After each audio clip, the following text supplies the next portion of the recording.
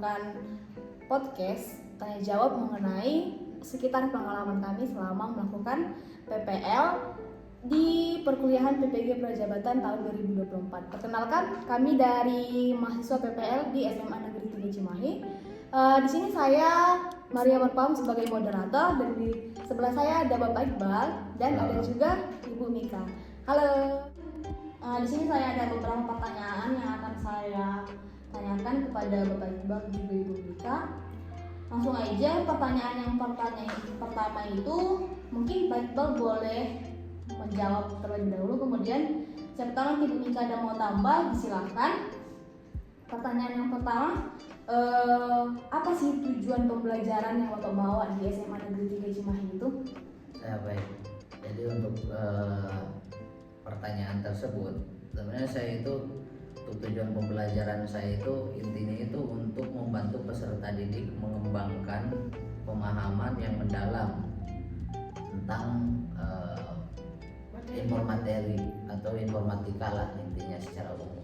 Tapi kalau saya itu melihat meski karakteristik peserta didik mereka itu yang sudah diajarkan atau umumnya sudah diajarkan oleh guru mereka gitu di pas saya itu lebih ke aplikasi perkantoran. Di situ saya berpikir bagaimana caranya untuk supaya mereka itu belajar tentang codingan, karena sekarang kan untuk kementerian juga kan berpikir untuk harus ada coding di SD dan SMP.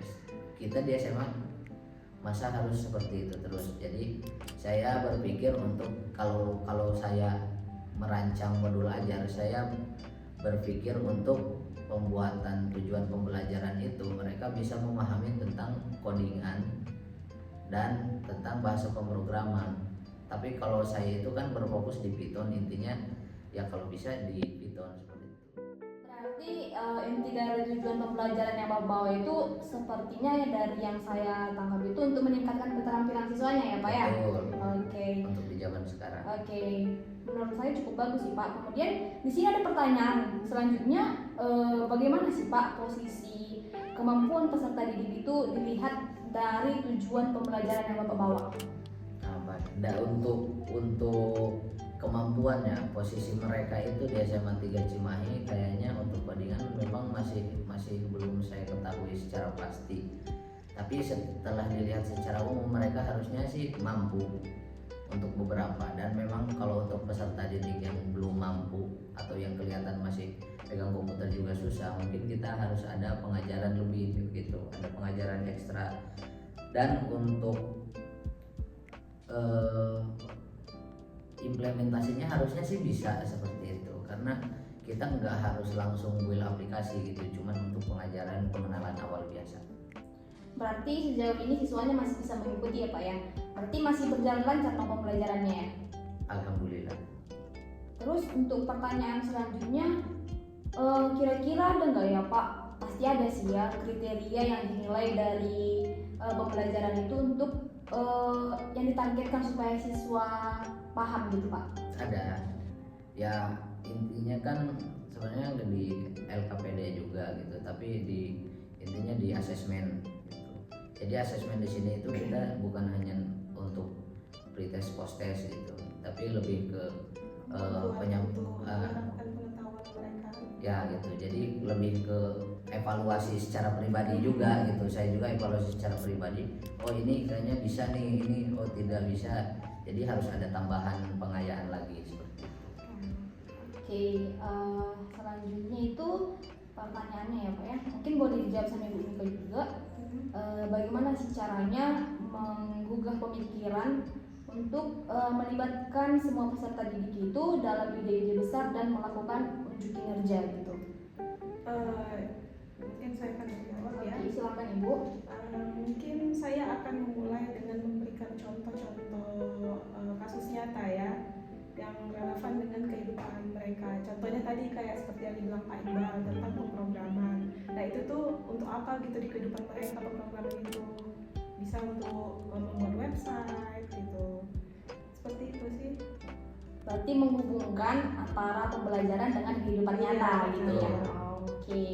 Terus situasi apa saja sih yang dapat melibatkan peserta didik untuk membuat ide-ide besar supaya segera menarik, konkret dan sangat penting.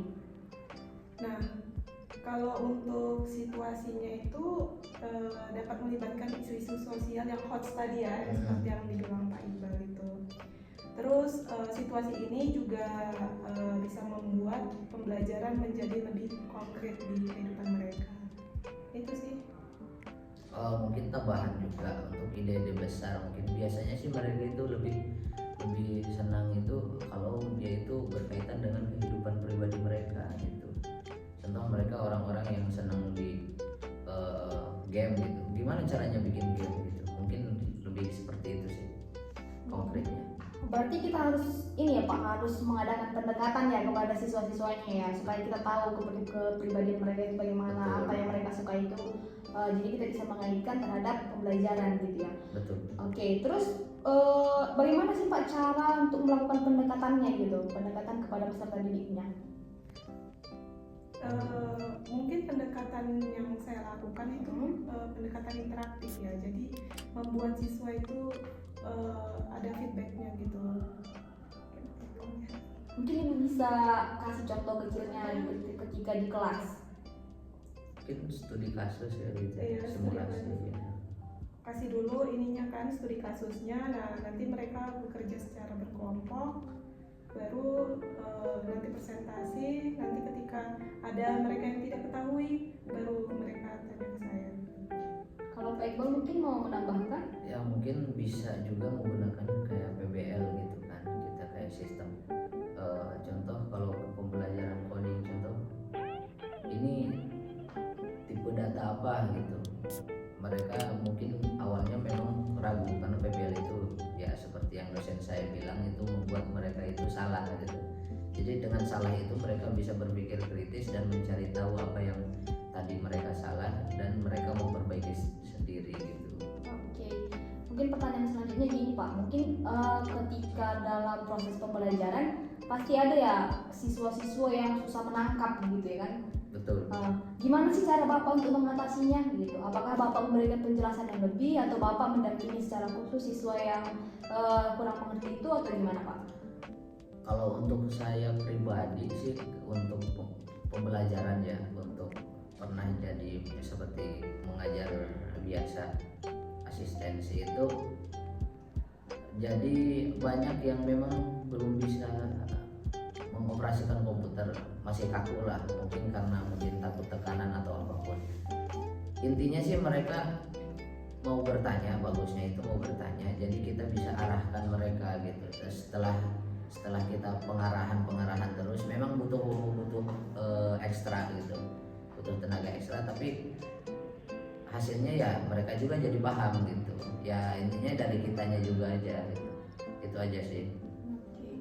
Nah kemudian ada pertanyaan menarik nih Pak, apa saja hambatan yang menimbulkan kecilnya pengambilan risiko, rendahnya imajinasi, dan kurangnya berani untuk mempertanyakan dan ketidakmampuan untuk memutuskan? Biasanya sih kalau ikut pengalaman pribadi juga dulu waktu sekolah ya, biasanya takut salah, karena kalau salah biasanya malu gitu, dikucilkan. Harusnya stigma itu kita hilangkan gitu. Jadi kita sebagai guru itu harusnya yang berani menjawab itu harus diapresiasi gitu. Meski betul atau salah harusnya bisa diapresiasi, mau itu dalam segi pujian atau apapun gitu. Harus ada merubah stigma yang itu tadi gitu. Terus untuk kurangnya atau kecilnya pengambilan risiko mungkin karena ya itu tadi malu, jadi mereka itu kurang percaya diri, takut mengambil keputusan, jadi mereka itu kurang berpikir kritis gitu. Berarti Bapak sendiri udah menerapkan sistem ini di kelas ya? Alhamdulillah sudah sih, tapi mungkin kalau untuk sempurna atau tidaknya itu saya juga belum melakukan asesmen lanjutan. Oke, baik Pak. Selanjutnya kita ke pertanyaan ekspor. Nah, bagaimana sih Pak caranya peserta didik itu akan terlibat dalam mengeksplorasi ide-ide besar dan pertanyaan penting? Gimana pertanyaannya? Bagaimana caranya peserta didik akan terlibat dalam mengeksplorasi ide-ide besar dan pertanyaan penting? intinya sih lebih ke student center ya, student center. Jadi kita itu pengajar itu sebagai fasilitator saja gitu. Karena untuk di dalam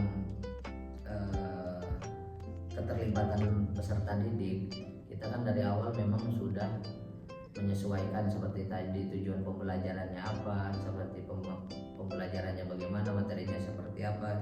Kita udah harus kita sudah harus merancang itu gitu. Terus untuk caranya itu seperti apa, kita bisa melakukan secara berkelompok atau tugas-tugas kelompok juga bisa gitu. Jadi mungkin kayak PJBL seperti itu. Jadi mereka supaya membuat project seperti itu. Jadi di situ kan berpikir kritisnya ada, secara discovernya ada, discovery-nya ada gitu. Kalau saya pribadi ya, kalau saya pribadi. Oke Pak, ini berbicara mengenai explore, menurut Bapak masih penting nggak sih pekerjaan rumah untuk siswa itu, dan apakah pekerjaan rumah dan pengalaman di luar kelas itu diperlukan untuk memungkinkan peserta didik memperdalam pemahaman mereka tentang ide-ide penting? Kalau menurut saya itu tugas rumah itu masih penting, cuman mungkin pengaplikasiannya gitu. Jangan seperti zaman dulu waktu saya sekolah ya, PR itu ya cuman soal gitu kan, soal suruh ngisi terus dikasih ke sekolah cuma dinilai seperti itu. Terlalu monoton kalau menurut saya. Tapi bagusnya itu kalau memang pekerjaan rumah ya bagusnya kayak seperti P5 begitu. Jadi ada proyeknya gitu. Jadi meski dalam kelompoknya ada, mandirinya ada gitu, kritisnya ada, dan secara psikomotor juga kan ada di situ. Oke, terima kasih Pak. Selanjutnya kita akan ke pertanyaan laporan kerja MR ya. Nah, saya mau menanyakan kepada Ibu Rika, bagaimana sih Bu peserta didik itu akan dipandu untuk memikirkan kembali pemahaman mereka tentang ide-ide yang penting itu? Mungkin proses ini dilakukan melalui refleksi diri ya. Jadi mereka itu berdiskusi secara berkelompok, terus diberi kesempatan untuk memikirkan kembali dan memperbaiki pemahaman mereka, seperti itu. Nah, terus bagaimana Bu untuk pertunjukan peserta didik itu dapat ditingkatkan melalui revisi berdasarkan penilaian diri dan umpan balik? Nah, pertunjukan mereka itu dapat ditingkatkan melalui proses revisi tadi yang berfokus pada peningkatan berdasarkan penilaian dan umpan balik. Jadi revisi ini dapat dilakukan secara berkala setelah umpan balik diberikan, terus memungkinkan peserta didik untuk melihat perkembangan mereka. Kemudian bagaimana ya Bu untuk peserta didik itu didorong untuk merenungkan pembelajaran dan kinerja mereka? Ya, peserta didik itu akan didorong untuk merenungkan pembelajaran mereka melalui jurnal. Jadi mereka di sekolah itu ada jurnal hariannya. Jurnal reflektif gitu ya. Iya. Jadi setelah selesai pembelajaran mereka membuat jurnal harian. Berarti dari jurnal itu mereka bisa tahu ya Bu di bagian mana sih yang mereka perlu ditingkatkan gitu ya. Oke. Selanjutnya kita ke pertanyaan yang E ya. Mungkin Pak Iqbal, bagaimana ya Pak caranya supaya peserta didik itu dibimbing dalam penilaian diri, evaluasi diri, dan penyesuaian? Sebenarnya kalau untuk saya itu peserta didik itu kita bisa dibimbing gitu dengan cara memberikan rubrik seperti yang jelas kepada peserta didik gitu untuk mengevaluasi kinerja mereka sendiri. Jadi secara objektif gitu. Jadi ini akan memungkinkan mereka untuk menyadari kekuatan dan kelemahan mereka. Seperti pertanyaan sebelumnya yang tadi, jurnal yang tadi, tapi ini lebih ke kita itu memberikan rubriknya gitu, penilaiannya oh ini saja nih, seperti yang bagus itu ini dia itu menguasai A gitu, yang jelek itu C gitu, seperti itu aja sih.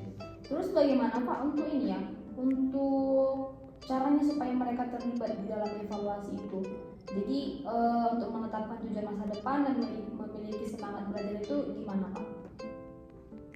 Jadi pada evaluasi akhir gitu. Jadi untuk peserta didik itu dapat terlibat di evaluasi diri akhir itu akan diberikan waktu untuk menilai pencapaian mereka sendiri seperti itu. Itu sebenarnya pertanyaannya hampir sama seperti yang di atas tadi, tapi ini lebih ke mereka itu lebih menilai diri mereka sendiri gitu.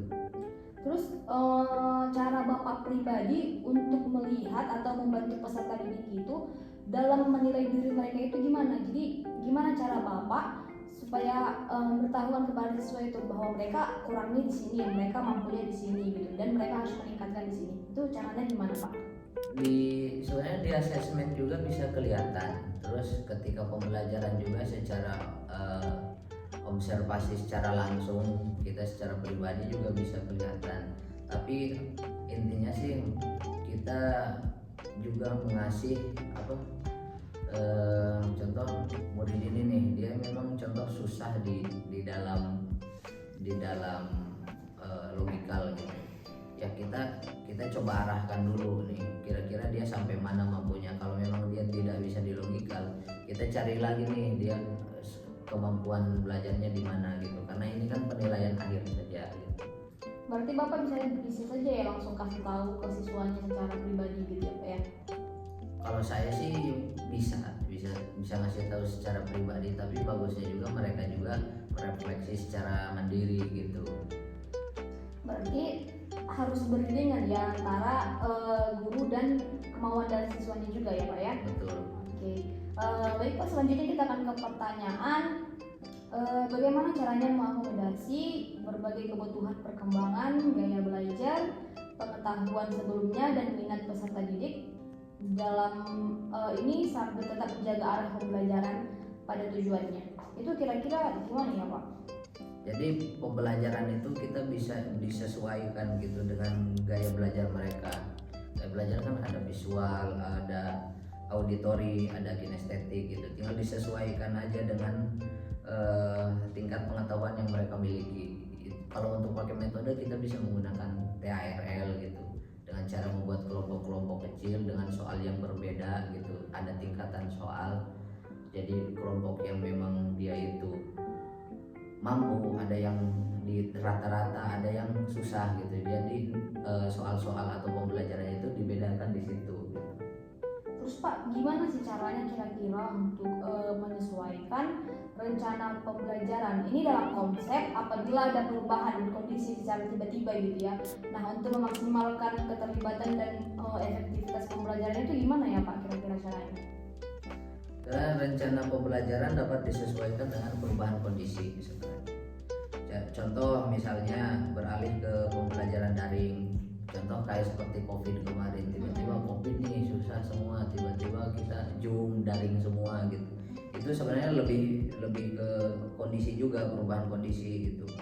Jadi kita juga bisa menggunakan teknologi yang mendukung, memastikan interaksi antar peserta didik tetap terjaga gitu. Intinya waktu kemarin COVID juga kan, intinya kita tidak berhenti dalam belajar gitu, karena kita harus cari cara baru gitu untuk berubah di dalam kondisi itu. Kalau kondisi kemarin berarti kita harus mempunyai ini ya, sejuta inspirasi ya Pak, sejuta ide untuk selalu bisa mengkondisikan pembelajarannya supaya tetap efektif terhadap mau bagaimanapun situasi dan kondisinya gitu ya Pak ya. Oke, selanjutnya itu pengalaman belajar apa yang paling baik sehingga dapat mengembangkan dan memperdalam pemahaman peserta didik?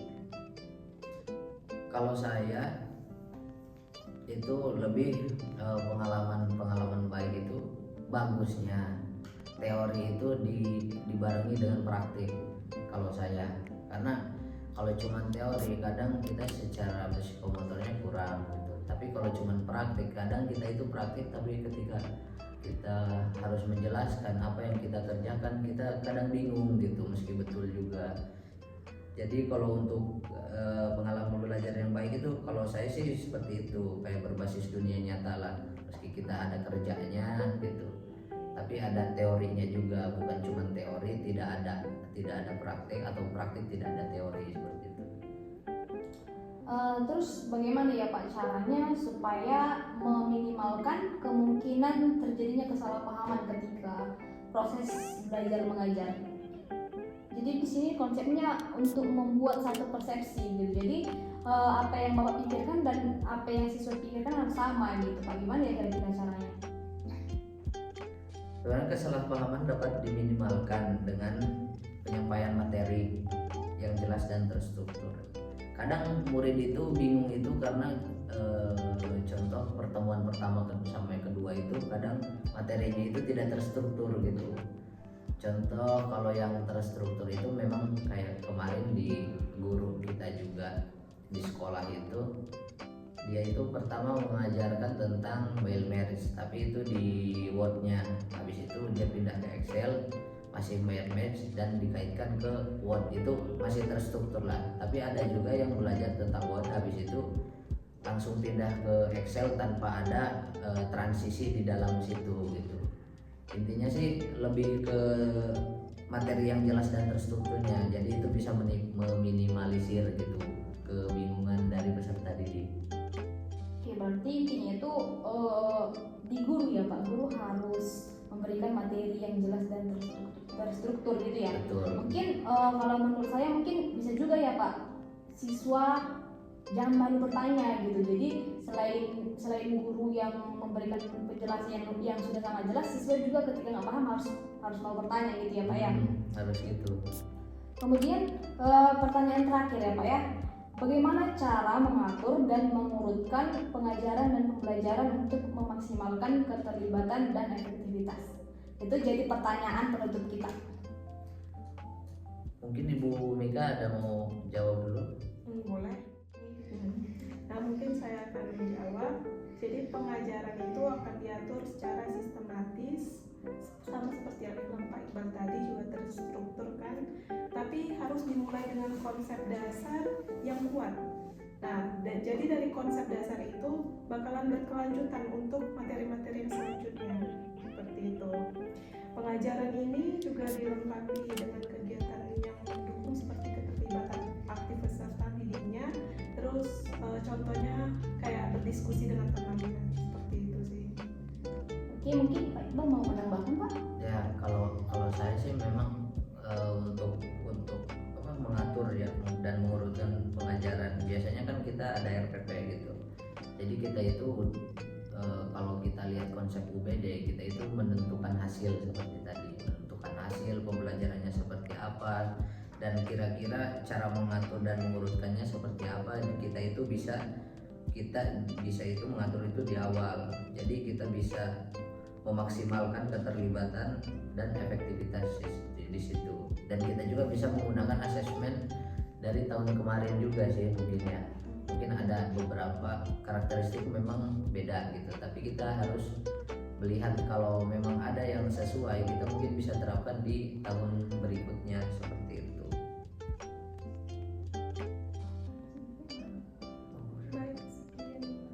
Oke, baik. Saya mengucapkan terima kasih kepada Bapak Iqbal juga Ibu Mika yang sudah memberikan pelajaran kepada kita hari ini. Semoga PPL selanjutnya akan berjalan lancar ya Pak ya. Amin. Terima kasih untuk waktunya. Selamat siang. Dadah.